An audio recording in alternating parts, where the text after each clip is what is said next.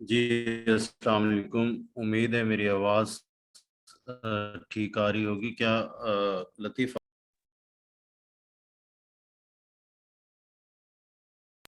जी sir, दोबारा बोलिएगा। आवाज़ में कोई मसला तो नहीं? आवाज़ ठीक आ रही है? जी अब ठीक है सर। Thank you. आज हम अपना पहला लेक्चर डिस्कस करते हैं और उसमें मतलब हम how to select a research topic में सबसे पहले हमें रिसर्च टॉपिक के बारे में बेसिक्स का पता हो। हम मोस्टली जो करते हैं variables and types of variables के बारे में हमें इंफॉर्मेशन हो, क्योंकि मेरा ज़ाती तौर पे ये मानना है कि हम जब बात करते हैं वेरिएबल्स और टाइप्स ऑफ वेरिएबल्स की, तो हमें रिसर्च मेथड के कोर्स में, इवन दो रिसर्च मेथड की बुक्स में, हमें वेरिएबल्स और टाइप्स ऑफ वेरिएबल्स जो पढ़ाए जाते हैं या जो लिखे होते हैं वो एक्सपेरिमेंटल रिसर्च के होते हैं। और जब हम कभी क्वांटिटेटिव रिसर्च करना चाहते हैं, जो कि पाकिस्तान में मोस्टली फिजिबल यही है क्योंकि हमारे पास लैब सेटिंग्स उस तरह की नहीं है, तो हमारे लिए सबसे बड़ा मुश्किल मरहला जो दरपेश होता है वो यही होता है कि हम वेरिएबल्स को डिफरेंशिएट नहीं कर सकते। जैसे आप सब ने पढ़ा होगा कि आई वी वो होता है जो काज कर रहा हो, डी वी वो होता है जिस पे इफेक्ट हो रहा हो। तो आज हम इसको जरा डिस्कस करेंगे कि हमारे आई वी डी वी की रिसर्च कैटेगराइजेशन के हिसाब से इसकी डेफिनेशंस पे किस तरह इम्पैक्ट पड़ता है। तो आपको जैसे अंदाजा है इस बात का कि हमारे पास वेरिएबल और कांस्टेंट दो चीजें एग्जिस्ट करती हैं, और रिसर्च में हम ज्यादातर वेरिएबल्स की बात करते हैं। अगर मैं इसको मैं कैटेगराइज करूं तो हमारे पास तीन तरह की टाइप्स ऑफ वेरिएबल्स हैं। एक सेट ऑफ वेरिएबल्स हैं, एक को हम कॉन्टिन्यूअस एंड डिसकंटिन्यूअस वेरिएबल कहते हैं, दूसरे को हम डिपेंडेंट एंड इंडिपेंडेंट वेरिएबल कहते हैं, और तीसरे को एक्सट्रेनियस वेरिएबल कहते हैं। अब ये वेरिएबल के बारे में पहला लेक्चर सिलेक्ट और रिसर्च टॉपिक से पहले मैंने इसलिए ये चूज किया है आपको कि आप जब रिसर्च टॉपिक सिलेक्ट कर रहे हो तो आपको आसानी हो नेचर ऑफ वेरिएबल के बेस पे आप रोल ऑफ वेरिएबल डिसाइड कर सकें कि आपके इस नेचर ऑफ वेरिएबल में, इस वेरिएबल का आपके टॉपिक में या सेट ऑफ वेरिएबल में क्या रोल है। तो हमारे पास ये तीन सेट ऑफ वेरिएबल हैं। इंतहाई अहम लेक्चर है। अगर इसमें आपको ये थ्री सेट ऑफ वेरिएबल समझ आ जाते हैं तो आपको जितनी भी एडवांसमेंट है रिसर्च में, जितनी भी मॉडल टेस्टिंग है क्वांटिटेटिव रिसर्च में, वो इजीली समझ आ जाएगी। पहला वेरिएबल मतलब कॉन्टिन्यूअस और डिसकंटिन्यूअस का आप सबको अंदाजा है। हमारे पास कॉन्टिन्यूअस वेरिएबल या हमारे पास एक सेट ऑफ रेंज होती है कॉन्टिन्यूअस वेरिएबल में, और उस सेट ऑफ रेंज की कंटिन्यूटी नहीं एंड होती, उसे हम कंटिन्यूअस वेरिएबल कहते हैं। जैसे आपकी एनालॉग वॉच है, मतलब जो आपकी सुई वाली घड़ियां हैं, वो आप देखें उसकी कंटिन्यूटी नहीं खत्म होती। अभी मैं जनरल एग्जांपल दे रहा हूँ कि आपको कंटिन्यूटी का अंदाजा हो जाए। इसी तरह अगर हम एज की बात करें तो एज हमारे पास, हम अपनी रिसर्च में कोई भी रेंज ले रहे हो, लेट सपोज 18 से 30 साल, 30 से 45 साल या 46 से 60 साल, कोई भी रेंज ले रहे हो तो उसकी कंटिन्यूटी एज की नहीं खत्म होती। एक तो हमारे पास ये है कि जो कंटिन्यूअस वेरिएबल होता है उसकी एक रेंज होती है और उस रेंज के अंदर कंटिन्यूटी नहीं एंड होती। इसी तरह एक्सपीरियंस है, इसी तरह आपकी मंथली फैमिली इनकम है। मोस्टली कंटिन्यूअस और डिसकंटिन्यूअस वेरिएबल या कैटेगोरिकल वेरिएबल हम डेमोग्राफिक वेरिएबल के लिए डिसाइड करने के लिए कि हमारा नेचर ऑफ वेरिएबल कंटिन्यूअस है या डिसकंटिन्यूअस है। और दूसरा यह है कि अगर आपका कंटिन्यूअस वेरिएबल फ्रैक्शन में रिप्रेजेंट किया जाए तो वो मीनिंगलेस ना हो। अगर वो फ्रैक्शन में आ जाए तो वो मीनिंगलेस ना हो।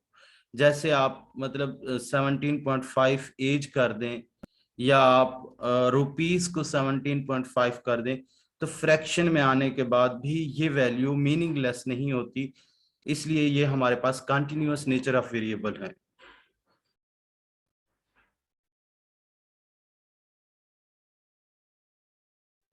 नेक्स्ट हमारे पास है डिसकंटिन्यूअस वेरिएबल। डिसकंटिन्यूअस वेरिएबल में हमारे पास दरअसल क्लासिफिकेशंस होती हैं, या तो वो मतलब एक दूसरे के साथ एक आर्डर में सेट होती हैं या विदाउट एनी आर्डर सेट होती हैं। जैसे जेंडर है, तो जेंडर में हमारे पास मेल और फीमेल हैं, दो मतलब क्लासिफिकेशन है, मेल और फीमेल। लेट्स सपोज अगर ट्रांसजेंडर भी है तो भी ये क्लासिफैक्ट्री है हमारे पास। इसको ऐसा वेरिएबल जिसकी एक कैटेगरीज हों, ऐसा वेरिएबल जिसकी कैटेगरीज हों और वो कैटेगरीज आपस में डिस्टेंट हों, उसको हम डिसकंटिन्यूअस वेरिएबल कहते हैं। अगर उसकी दो कैटेगरीज होंगी तो हम उसे डायकॉटमस कहते हैं। अगर दो से ज्यादा कैटेगरीज होंगी तो हम उसे मल्टीकॉटमस कहते हैं। तो ये हमारे पास कान, आप देखें, आप में से अगर किसी ने एसपीएसएस पे काम किया हो तो आप थोड़ा सा अंदाजा लगा, आप में से अगर किसी ने एसपीएसएस पे काम किया हो, अ, लतीफ मेरी आवाज आ रही है आप सबको? थोड़ा सा सर आवाज कट रही है आपकी।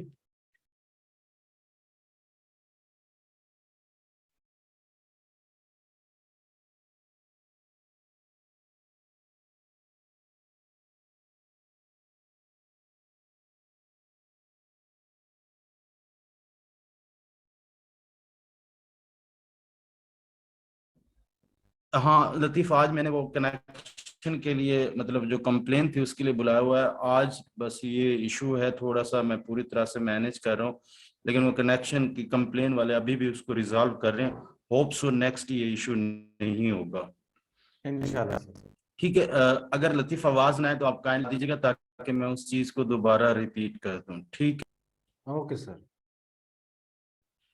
उसके बाद हमारे पास ये डार्कॉटमस, और अगर से ज्यादा कैटेगरीज दो से ज्यादा कैटेगरीज होंगी तो हमारे पास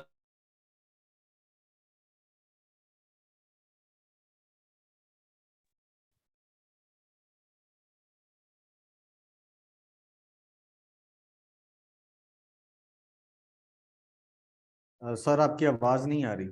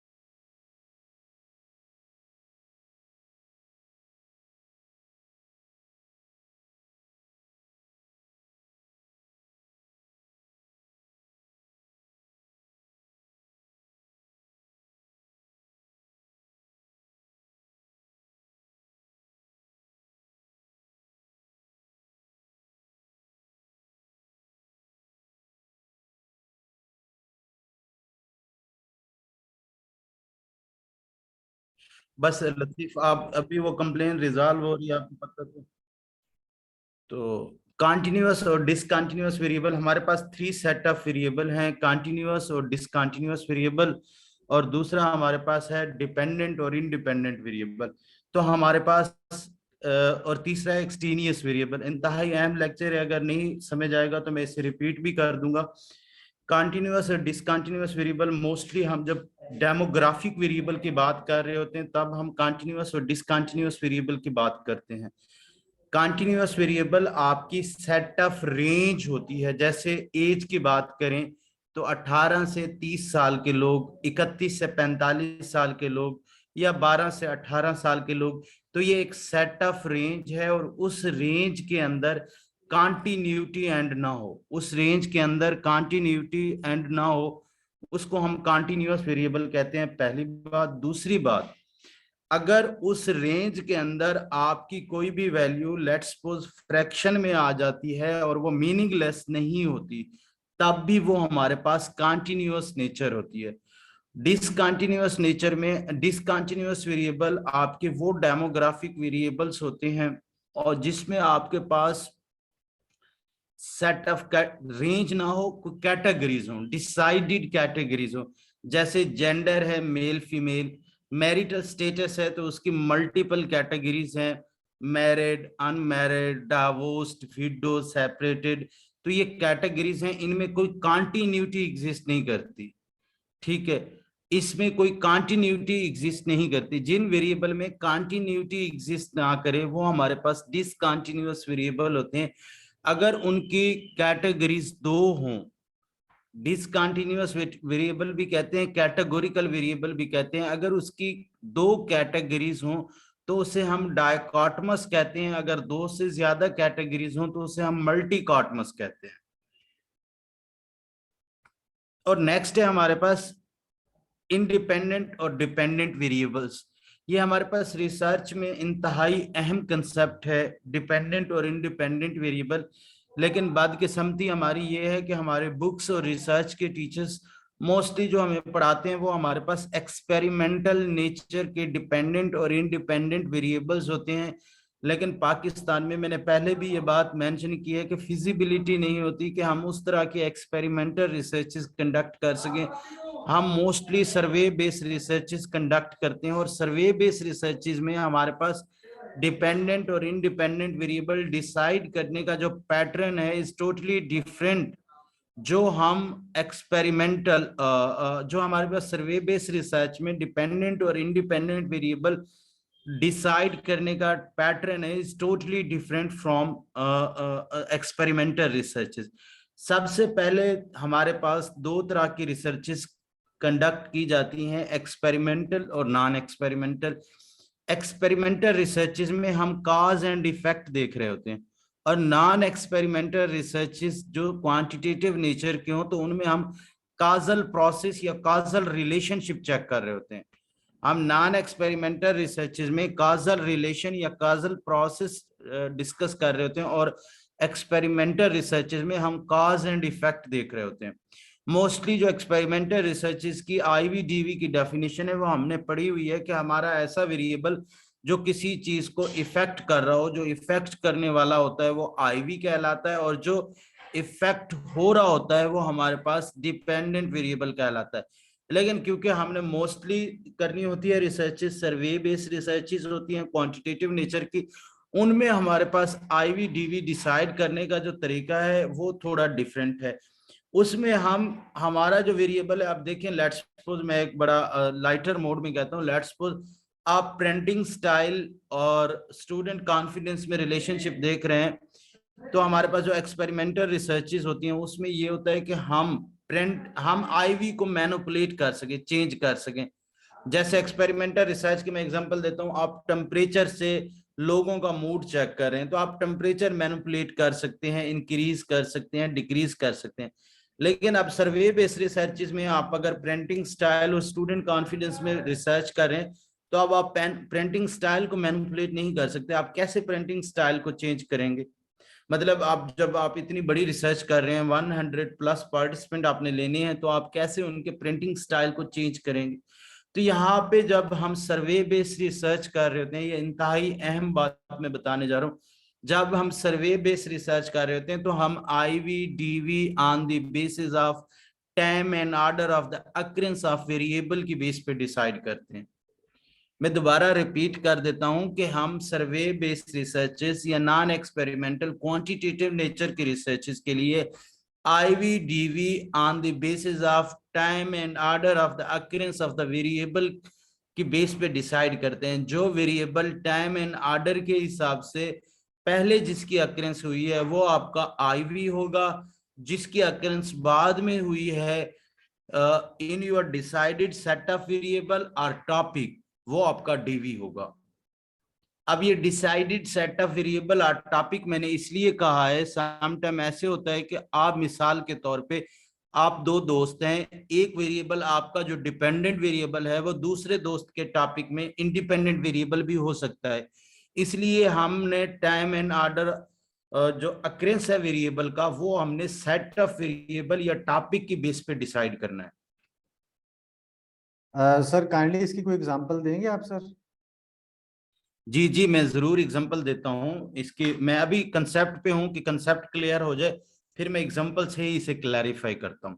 ओके सर, जैसे शुक्रिया। जैसे मैं मिसाल देता हूँ कि आप लेट्स सपोज आप बात कर रहे हैं, आपके पास बड़ी छोटी सी मैं एग्जांपल देता हूँ, नीचे दी गई स्लाइड्स में भी दी गई है कि मिसाल के तौर पे प्रिंटिंग स्टाइल्स और स्टूडेंट कॉन्फिडेंस की अगर हम बात करें, तो आप मुझे बताएं टाइम एंड ऑर्डर में कॉन्फिडेंस, स्टूडेंट का कॉन्फिडेंस पहले आएगा या प्रिंटिंग स्टाइल पहले आएगा?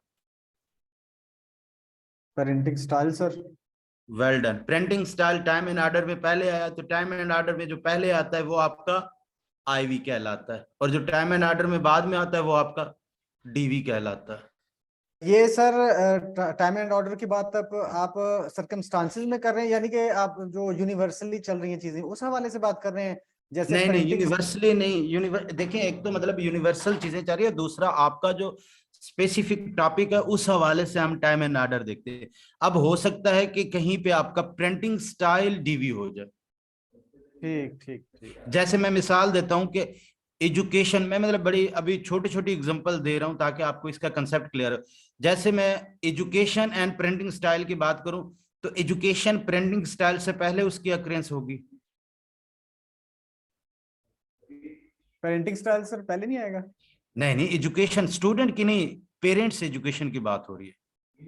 अच्छा अच्छा, ठीक ठीक ठीक है सर जी। तो जब वो जैसे एजुकेटेड पेरेंटिंग पेरेंट्स के प्रिंटिंग स्टाइल और हो सकते हैं, अनएजुकेटेड या इलिटरेट पेरेंट्स के प्रिंटिंग स्टाइल और हो सकते हैं। अब अक्रेंस के हिसाब से वो पहले पेरेंट्स नहीं बने, पहले वो उनकी एजुकेशन आई। अब एजुकेशन ठीक डिसाइड हो गया करेगी सर, कि उनका प्रिंटिंग स्टाइल कैसा होगा। बिल्कुल सर, ठीक हो गया। जिस तरह प्रिंटिंग स्टाइल डिसाइड करेगा कि उसका स्टूडेंट कॉन्फिडेंस, उसके बच्चों का कॉन्फिडेंस कैसे होगा। तो यही बात मैं कह रहा था कि आपने स्पेसिफिक सेट ऑफ वेरिएबल, जिसको हम टॉपिक कहते हैं, उसमें डिसाइड करना है कि जो अक्रेंस के हिसाब से आईवी डीवी क्या है। अब मैंने जैसे ये बात पहले भी मेंशन किया है कि आपका हो सकता है कि एक वेरिएबल, एक सेट ऑफ वेरिएबल या टॉपिक में आईवी हो और दूसरे सेट ऑफ वेरिएबल में वो डीवी हो। सर अगर इसको हमने इजीली ऐसे समझना तो हम इस तरह कह सकते हैं कि जैसी चीजें नेचुरली हो रही हैं उसके अकॉर्डिंग। बिल्कुल बिल्कुल, हमने खुद से तो कोई चीज नहीं, जैसे नेचुरली अक्रेंस हुई है उसमें से देखिए, हमारी जो अक्रेंस हो रही है वो सारी की सारी, उसमें से आप कोई एक रिसर्च, इसी चीज का नाम है कि आप किसी एक स्पेसिफिक पोर्शन के ऊपर रिसर्च कर सकते हैं। ठीक हो गया सर, तो ठीक। आप एक फिनोमिना उठाएंगे, उस फिनोमिना के इंटरलिंक्ड चीजें उठाएंगे, उस फिनोमिना जिसको आप स्टडी करने जा रहे हैं, या प्रॉब्लम जिसको हम कहते हैं रिसर्च प्रॉब्लम कहते हैं, तो उस रिसर्च प्रॉब्लम में आप डिसाइड करेंगे कि टाइम एंड ऑर्डर की बेस पे अक्रेंस किस वेरिएबल की पहले हुई है। ठीक हो गया सर। तो ये नेचुरली है, मतलब इसमें, इसलिए इसे काजल प्रोसेस कहा जाता है। यहाँ पे मैं मतलब एक चीज और मेंशन करूं, ये ऐसा प्रोसेस है जो एक चीज दूसरी के साथ, दूसरी तीसरी के साथ, तीसरी चौथी के साथ, ये इस तरह लिंक्ड है, इसलिए इसको काज एंड इफेक्ट नहीं, काजल प्रोसेस कहा जाता है। Okay sir. ठीक है। Yes sir. नेक्स्ट, हमारी जितनी भी रिसर्च की एडवांसमेंट है वो इस वेरिएबल पे बेस करती है। और हमें मतलब आप मोस्टली, मुझे, मैं आपका, और लतीफ मेरे साथ वो ऑडियो वीडियो प्लीज शेयर कीजिएगा जो कल इंट्रोडक्शन किया, उसको मैं सुनना चाहूंगा कि मुझे अंदाजा हो जाए कि हमारी टारगेटेड ऑडियंस का बैकग्राउंड क्या है। मैं उसी हिसाब से अपने लेक्चर को मॉडिफाई करूंगा। एक्सटीनियस वेरिएबल, हमारे पास जितनी भी क्वांटिटेटिव नॉन एक्सपेरिमेंटल रिसर्च में एडवांसमेंट है वो सारी की सारी इस वेरिएबल पे बेस करती है।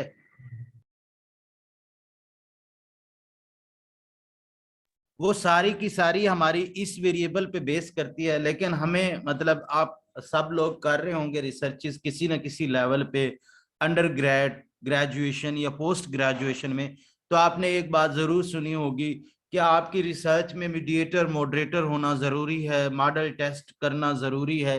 लेकिन मतलब क्यों जरूरी है, ये मॉडल टेस्टिंग क्यों पड़ा है नाम, मीडिएटर मॉडरेटर क्या है, ये आपको इसी स्लाइड से अंदाजा होगा। ये आपको इसी स्लाइड से अंदाजा होगा कि हमारा मीडिएटर और मॉडरेटर कहाँ क्या है और कहाँ से है।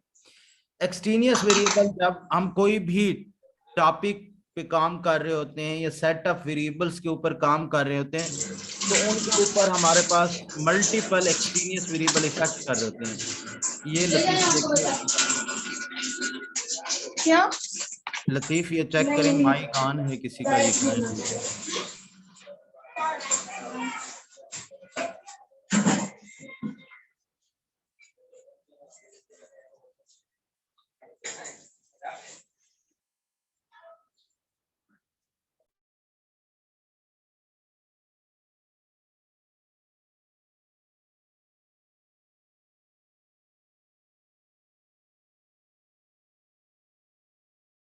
जी सर।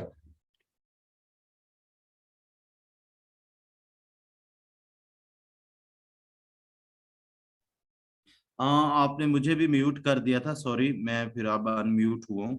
जी खैर, आवाज ठीक आ रही है। जी एक्सट्रेनियस सर। वेरिएबल को हम डिस्कस कर रहे थे। एक्सट्रेनियस वेरिएबल दरअसल हमारे इंडिपेंडेंट और डिपेंडेंट वेरिएबल के अलावा हमारे बाकी सेट ऑफ वेरिएबल्स होते हैं जो हमारे इंडिपेंडेंट और डिपेंडेंट वेरिएबल को के रिलेशनशिप को इफेक्ट कर रहे होते हैं, उनको हम एक्सट्रेनियस वेरिएबल कहते हैं। जैसे मिसाल के तौर पे मैंने आपको प्रिंटिंग स्टाइल और स्टूडेंट कॉन्फिडेंस की एग्जांपल दी है। इसमें अब मतलब पेरेंट्स एजुकेशन एक्सट्रेनियस वेरिएबल हो सकता है, type of marriage extraneous variable हो सकती है, लिविंग एरिया एक्सट्रेनियस वेरिएबल हो सकता है, पर्सनैलिटी ट्रेट्स एक्सट्रेनियस वेरिएबल हो सकता है। अब एक्सट्रेनियस वेरिएबल काफी ज्यादा आपके टॉपिक पे इफेक्ट कर सकते हैं। अब उन एक्सट्रेनियस वेरिएबल को डील करने के लिए हमारे पास जो चीज एग्जिस्ट करती है उसको हम कहते हैं मैक्स मिन कॉन प्रिंसिपल। हम एक्सट्रेनियस वेरिएबल को डील करने के लिए मैक्स मिन कॉन प्रिंसिपल के तहत एक्सट्रेनियस वेरिएबल को डील करते हैं। मैं इसकी एक आपको एक और एग्जांपल देता हूं। अब जैसे मिसाल के तौर पे मैं अक्सर ये एग्जांपल देता हूं कि ये आसानी होती है हमारी अंडरस्टैंडिंग में, समझने में। अब मिसाल के तौर पे अगर मैं कहूं कि लाइब्रेरी आवर्स और स्टूडेंट परफॉर्मेंस पे हम रिसर्च कर रहे हैं, तो लाइब्रेरी आवर्स हमारे पास डेफिनेटली पहले अक्रेंस हो रही है, लाइब्रेरी में वो घंटे गुजारेगा तो हम उसकी परफॉर्मेंस देख सकेंगे। तो लाइब्रेरी आवर्स आईवी होगा, स्टूडेंट परफॉर्मेंस डीवी होगा। तो अब इन आईवी और डीवी पे आप रिसर्च कर रहे हैं तो आपका लाइब्रेरी आवर्स का कोई स्टूडेंट परफॉर्मेंस के साथ रिलेशनशिप ही नहीं आ रहा। आपने जब एज अ रिसर्चर हट के एज अ साइकोलॉजिस्ट या एज अ मतलब ऑब्जर्वर देखा है, तो आपको पता चला है कि जिस एरिया में यूनिवर्सिटी थी जिसमें मैं रिसर्च कर रहा था, वहां पे गर्मी बहुत ज्यादा होती थी और लाइब्रेरी के एसी बहुत ज्यादा अच्छे काम करते थे, वहां कूलिंग अच्छी होती थी, तो लोग वहां पे ठंड के लिए जाते थे। तो अब ये चीज के उन लोगों का जो लाइब्रेरी में आवर्स गुजार रहे हैं उनका इंटरेस्ट किस तरह इम्पैक्ट कर रहा है, ये एक्सट्रेनियस वेरिएबल है।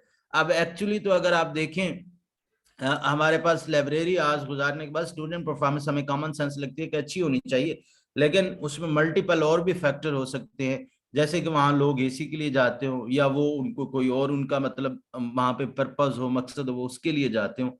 तो इस तरह के हमारे एक्सट्रेनियस वेरिएबल एग्जिस्ट करते हैं। उन एक्सट्रेनियस वेरिएबल को डील करने के लिए हमारे पास max min cone principal use होता है।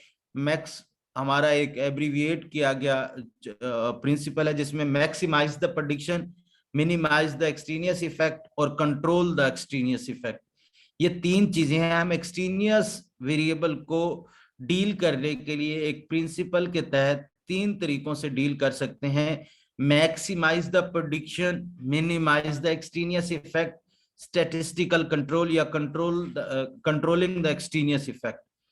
अब आपको अगर ये समझ, मैं आगे इसको एक्सप्लेन करता हूं, इसे प्लीज आपने गौर से समझना है। अगर ना समझ आए तो आप मुझसे क्वेश्चन कर सकते हैं। मैक्सिमाइज द प्रेडिक्शन में है by taking extraneous variable as a study variable, कि आप अपने एक्सट्रेनियस वेरिएबल को स्टडी वेरिएबल ले लें। जो वेरिएबल आपके रिलेशनशिप ऑफ आईवी डीवी को इफेक्ट कर रहा है उसको आप अपना स्टडी वेरिएबल ले लें। एक्सट्रेनियस वेरिएबल को आप अपना स्टडी वेरिएबल ले लें। जैसे दूसरा है minimise the extraneous effect. Minimise the extraneous effect का मतलब है कि आप अपने एक्सट्रेनियस वेरिएबल को मेथडोलॉजिकल कंट्रोल या अपने मेथड चैप्टर के अंदर इंक्लूजन और एक्सक्लूजन क्राइटेरिया के तहत अपने एक्सट्रेनियस वेरिएबल को मैनेज करें, अपने एक्सट्रेनियस वेरिएबल को मेथडोलॉजिकल कंट्रोल के तहत डील करें। यानी कि मिनिमाइज द एक्सट्रेनियस इफेक्ट। जो आपको एक्सट्रेनियस वेरिएबल लग रहे हैं उनकी बेस पे आप एक स्ट्रिंजेंट, एक अच्छा इंक्लूजन और एक्सक्लूजन क्राइटेरिया स्टेट करें और उसकी बेस पे आप पार्टिसिपेंट लें ताकि आप एक्सट्रेनियस वेरिएबल को मिनिमाइज कर सकें।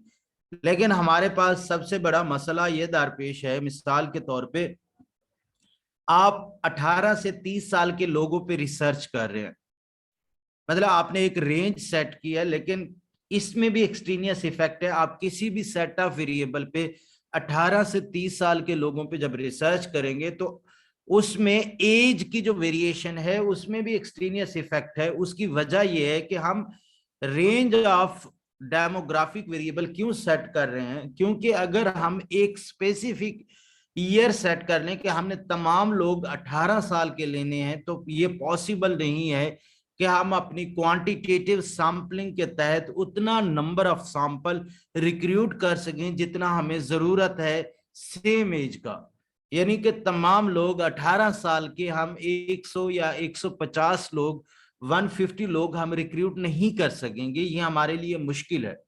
हम बहुत कोशिश करते हैं कि हम मेथडोलॉजिकल कंट्रोल के तहत एक्सट्रेनियस वेरिएबल को मिनिमाइज कर दें, एक्सट्रेनियस इफेक्ट को मिनिमाइज कर दें, लेकिन हम उसको स्ट्रिंजेंट मेथडोलॉजिकल कंट्रोल के तहत मिनिमाइज नहीं कर सकते। उसकी रीजन ये है कि हम स्ट्रिंजेंट मेथडोलॉजिकल कंट्रोल के तहत अगर मिनिमाइज करें तो हम सैंपल नहीं रिक्रूट कर सकते। तो अब हम क्या करते हैं कि वो हम इंक्लूजन और एक्सक्लूजन क्राइटेरिया को थोड़ा सा लेस स्ट्रिंजेंट कर देते हैं और वो इंफॉर्मेशन हम डेमोग्राफिक में पूछ लेते हैं। हमारा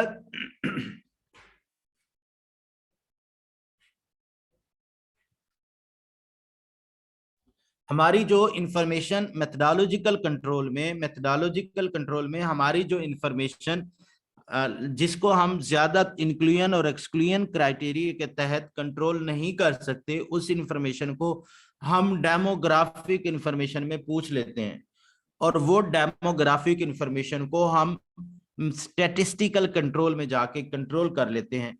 ये हमारे पास है मिक्स बिन कॉन प्रिंसिपल।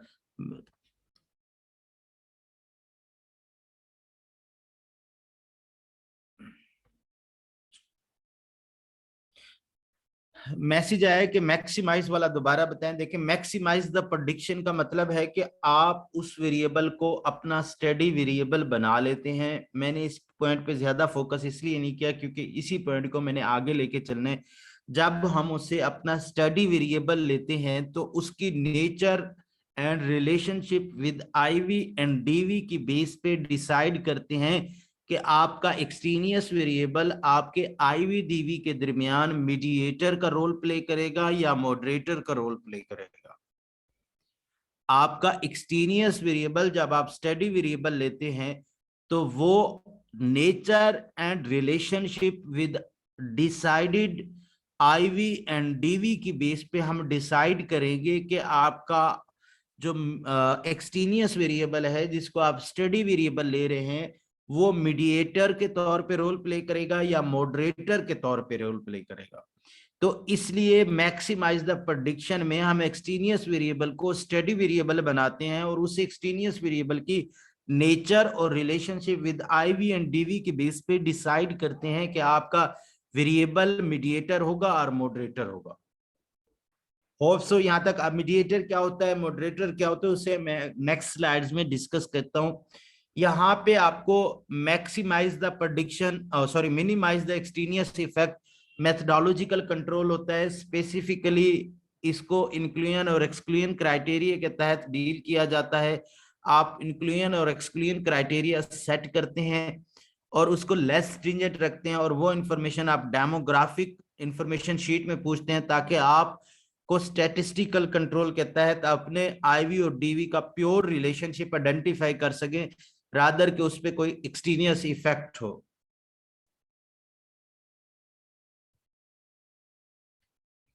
अब जो हमारे पास एक्सटीनियस वेरिएबल, जो कि पहले प्रिंसिपल के तहत जिनको हम स्टेडी वेरिएबल डिसाइड करते हैं, उसकी बेस पे हमारा जो एक्सटीनियस वेरिएबल है वो या मीडिएटर के तौर पे आएगा या मॉडरेटर के तौर पे आएगा।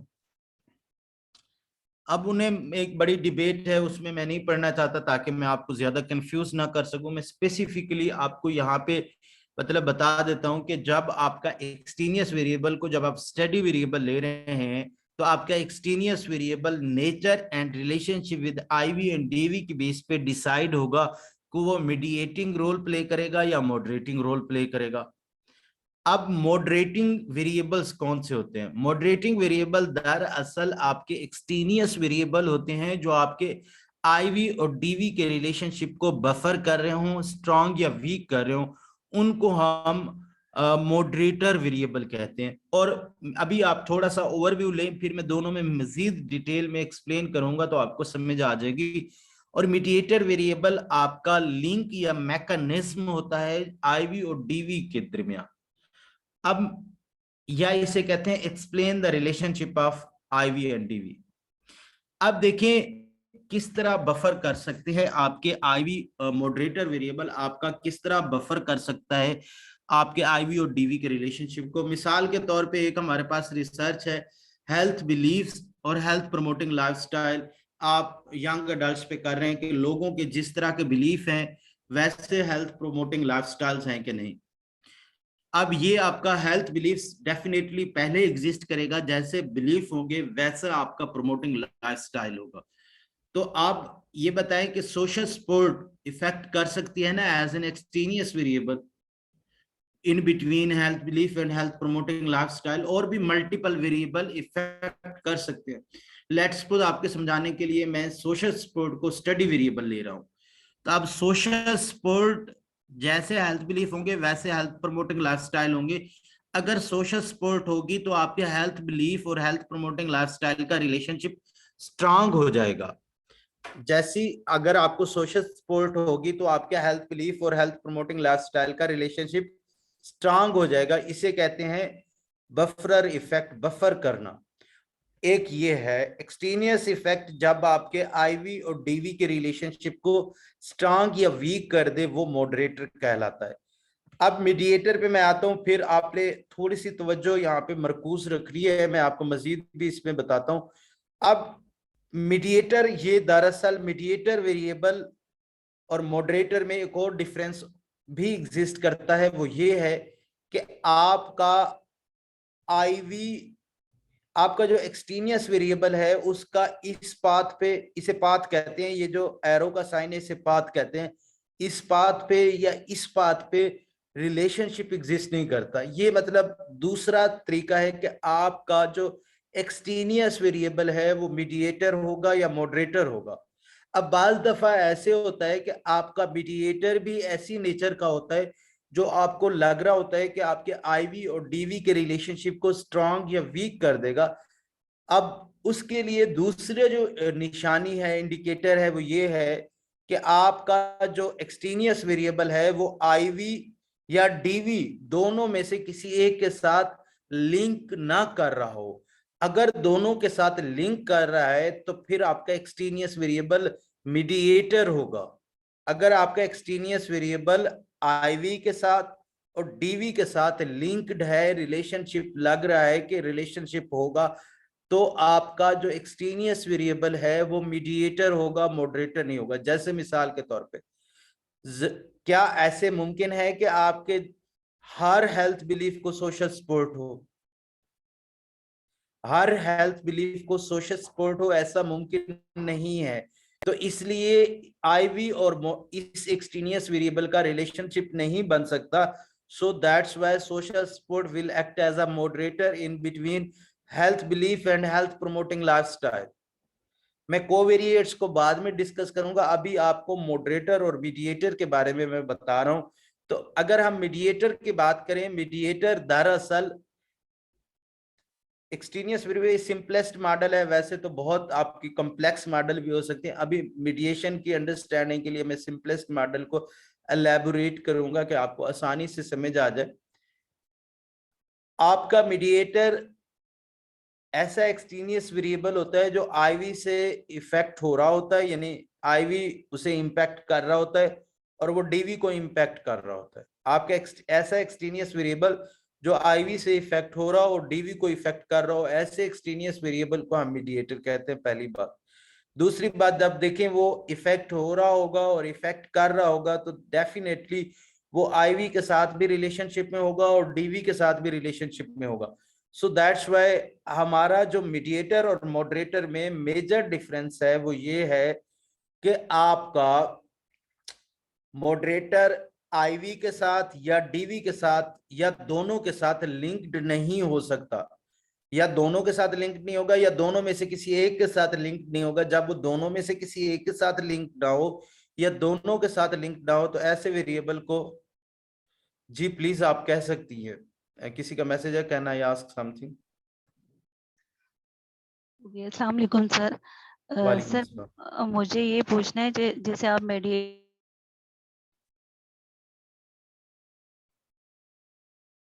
सॉरी, आपकी आवाज मुझ तक नहीं आ रही, काइंडली आप दोबारा रिपीट कर दें, आपकी आवाज मुझ तक नहीं पहुंची।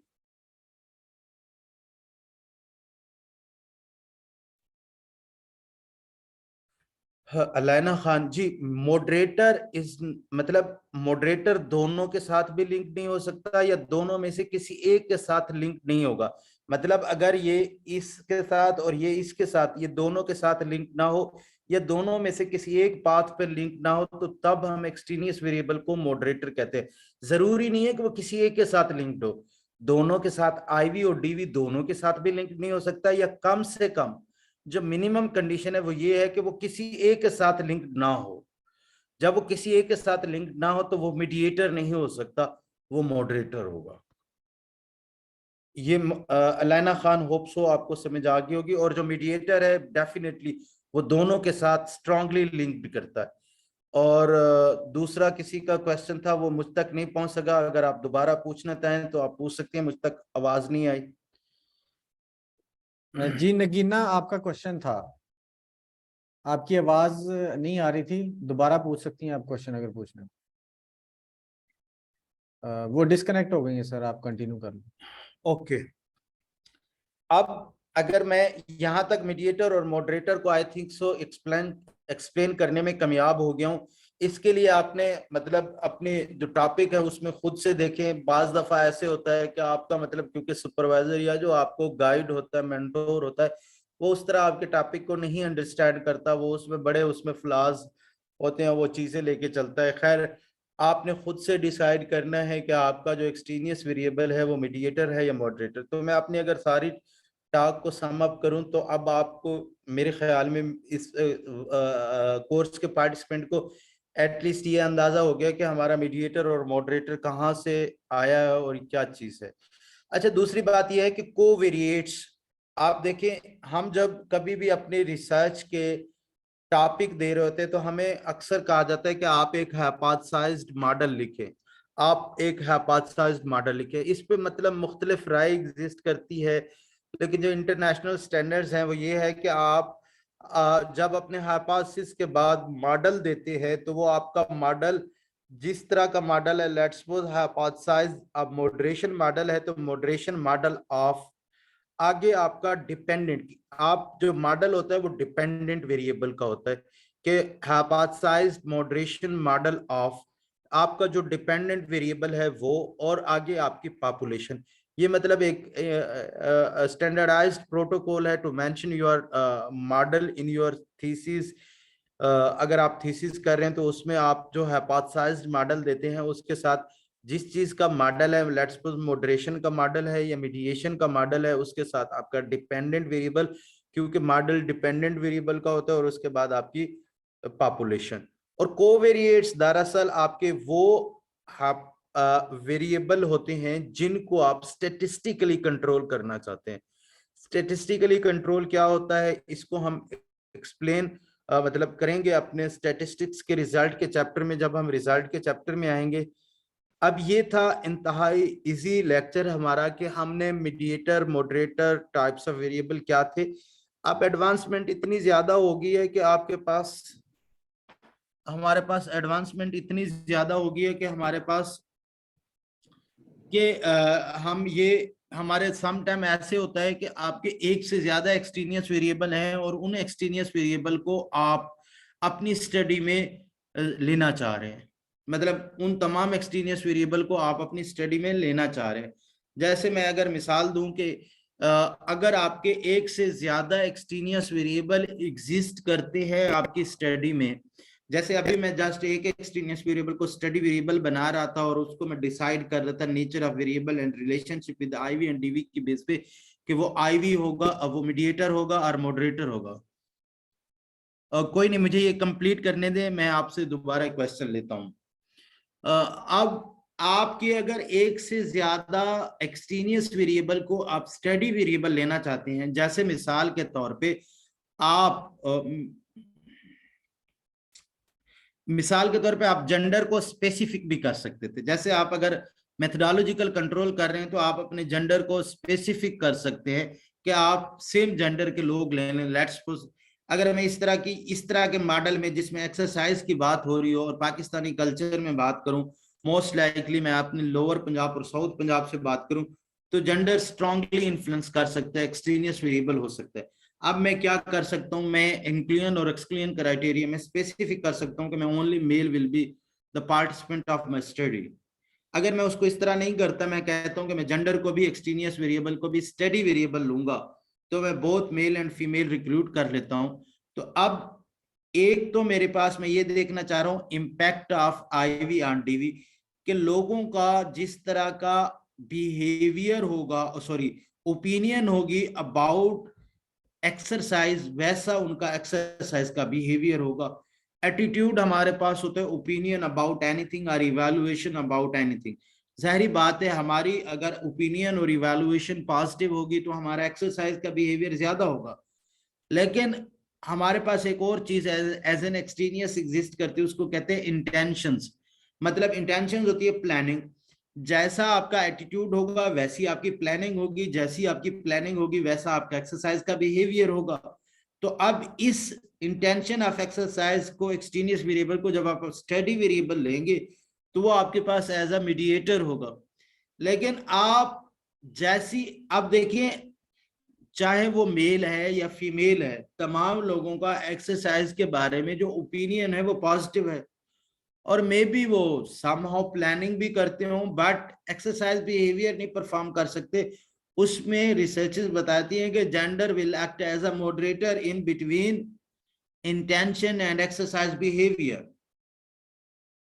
अब ऐसा मॉडल जिसमें आपके मीडिएशन के मॉडल में कोई एक्सटेनियस, फोर्थ एक्सटेनियस वेरिएबल किसी भी पाथ के ऊपर, मैंने आपको पहले बताया कि आपका ये वाला जो सिंगल हेडेड एरो है ये पाथ्स हैं, किसी भी एक पाथ के ऊपर अगर आपका मॉडरेटर इफेक्ट कर रहा है, कोई भी एक्सटेनियस वेरिएबल किसी भी एक पाथ पे इफेक्ट कर रहा है और वो इफेक्ट उन दो वेरिएबल के दरमियान बफरिंग का रोल प्ले कर रहे हैं, तो ऐसे मॉडल को हम मॉडरेटेड मीडिएशन कहते हैं।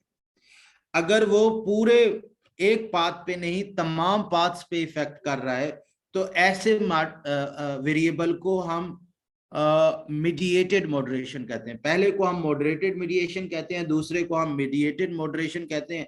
अब और मल्टीपल एडवांसमेंट आगे हम मॉडरेटेड मॉडरेशन भी पढ़ते हैं। खैर मैंने ये जस्ट आपको कंफ्यूज करने के लिए नहीं बताया, अगर आपको इसकी अभी नहीं समझ आती तो कोई इशू नहीं है, लेकिन आपको मीडिएशन और मॉडरेशन का कंसेप्ट जरूर समझ में आ जाए और आप इसे एक दफा देखें। अगर आपको इसमें कोई मिसकंसेप्शन होती है तो हम इसे कल भी रिपीट कर सकते हैं। जी मैं आप क्वेश्चन लूंगा, जो क्वेश्चंस हैं आप पूछ सकते हैं।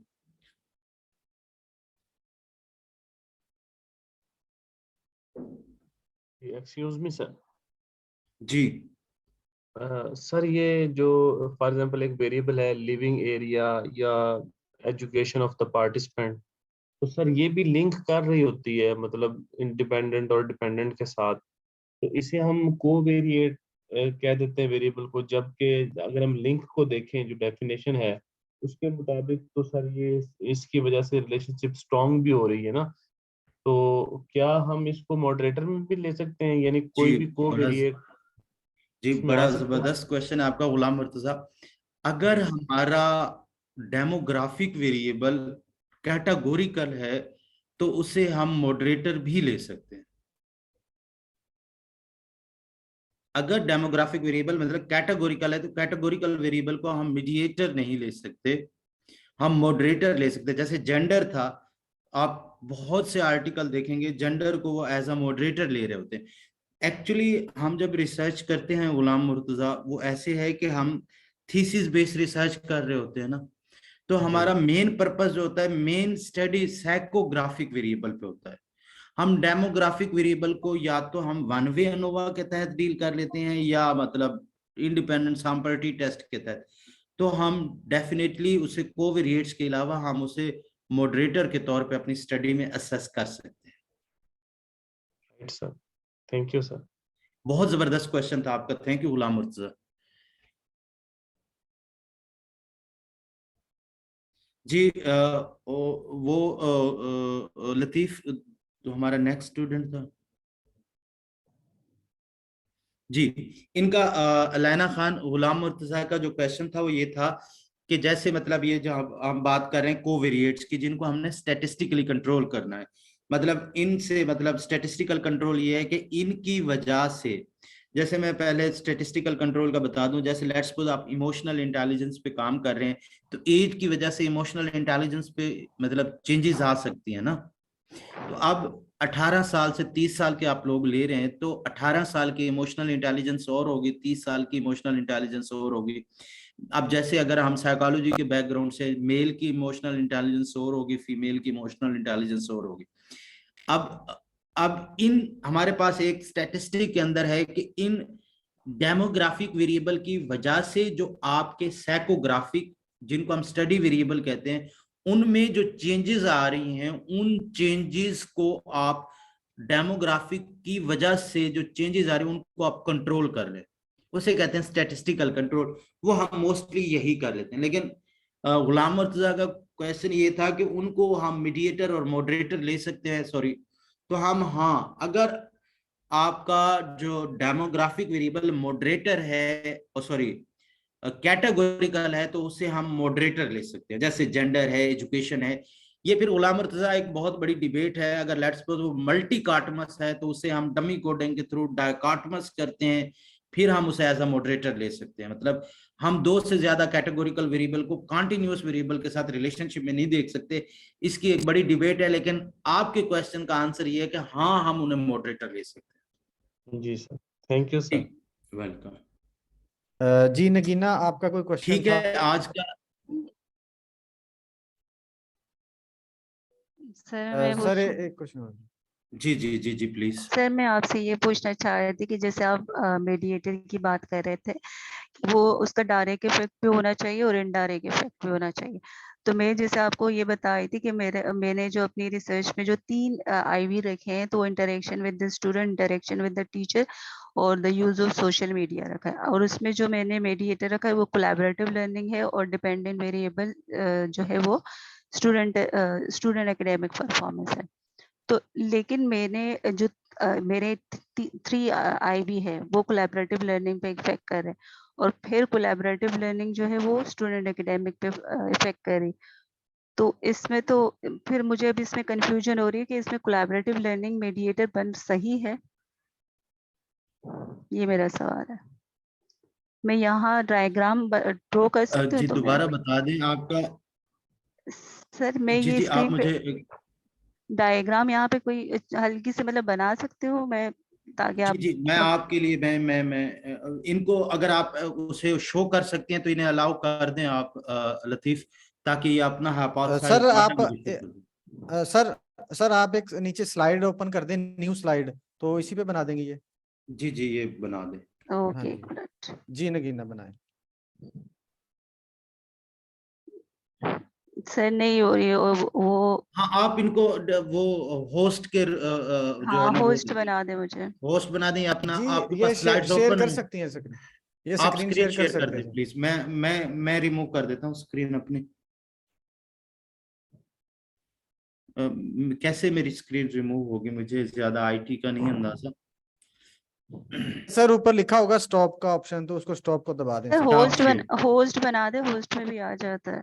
जी जी, मैंने स्टॉप शेयर कर दिया। अब आप देखें आपकी शायद ओपन स्क्रीन शेयर हो जाए। एक मिनट सर, मैं आपको ना उसमें वो